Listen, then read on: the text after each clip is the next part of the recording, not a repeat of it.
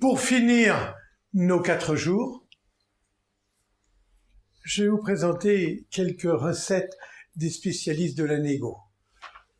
Grâce à ces recettes, mises en application, vous allez pouvoir améliorer vos négociations. Cette fois-ci, on est dans la tractation.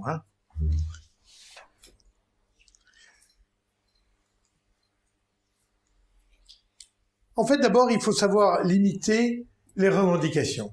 Il faut prendre un bon départ. Prendre un bon départ, c'est quoi? C'est comprendre que si on a des acheteurs qui exigent et obtiennent des concessions, c'est parce qu'on leur a donné l'habitude de céder. Et nos clients tirent argument de cette habitude pour nous tirer des prix.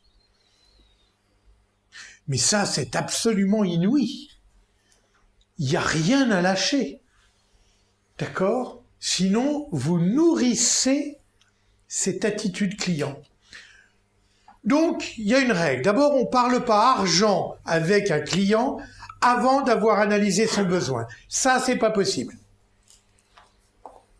On peut, pour désamorcer, lui donner le prix de faisabilité, un prix à partir d'eux pour le calmer, et ensuite on dit il faut qu'ensemble on voit votre besoin pour faire en sorte que je puisse vous faire une proposition avec ce qu'il y a de mieux et qui correspond le mieux aux besoins. Je peux vous poser des questions? Donc on ne parle pas argent tant qu'on n'a pas analysé le besoin. Il faut toujours s'assurer que le client est acheteur. Vous ne m'avez pas dit que vous étiez acheteur. C'est inouï, les clients négocient, les commerciaux font des remises, et ils n'ont même pas une garantie de bonne fin. Je vais vous dire, vu de mes yeux vus, chez un client, dans un showroom, j'ai vu un client s'asseoir en face du commercial, de dire, bon, quel prix vous me faites, d'accord, pour cet équipement-là. Bien. J'ai vu le commercial attaquer en disant, actuellement, vous pouvez bénéficier d'une remise de 20%. Vous vous foutez du monde. Tous vos concurrents font au moins 35. Si vous n'êtes pas capable de faire 35, c'est même pas la peine qu'on commence. D'accord? L'autre répond, quel imbécile, mais si je suis capable de faire 35. Bon, alors, voilà ma carte. Jurez, je l'ai vu de mes... Voilà ma carte, vous commencez à m'intéresser. Réfléchissez. Si vous êtes capable de faire mieux, je reviens, on discute. Et il s'est barré. J'ai passé un savon au commercial, j'ai dit non mais t'es pas fou. Tu vois la destruction de valeur, c'est absolument inouï. D'abord, un client comme ça, tu le sors. On ne traite pas avec ces gens-là. On n'est pas des chiens, je vous le dis. S'il achète de la remise, c'est pas nous. Deuxièmement, le moindre des choses, c'est de dire on est hyper compétitif, je sais pas ce que c'est que remiser, je sais pas, d'accord? Ce que je sais, c'est qu'on est hyper compétitif et que certainement dans ce type d'équipement, on est, j'en suis convaincu, les meilleurs et je vais vous le démontrer. Est-ce que vous m'autorisez à vous poser quelques questions?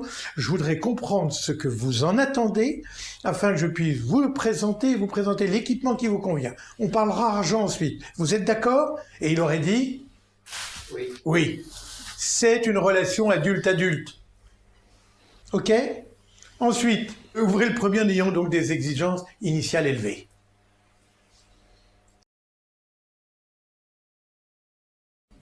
Soyez clair et net, ne laissez pas place au doute. C'est absolument inouï. Le nombre de commerciaux qui vous disent, voilà, le tarif normal, c'est ça. Alors le tarif pas normal, c'est combien? Non mais c'est inouï. Ou alors, le prix tarif. Mais déjà, c'est un mot noir, le prix tarif. Ça veut dire qu'il y a un prix qui n'est pas tarif.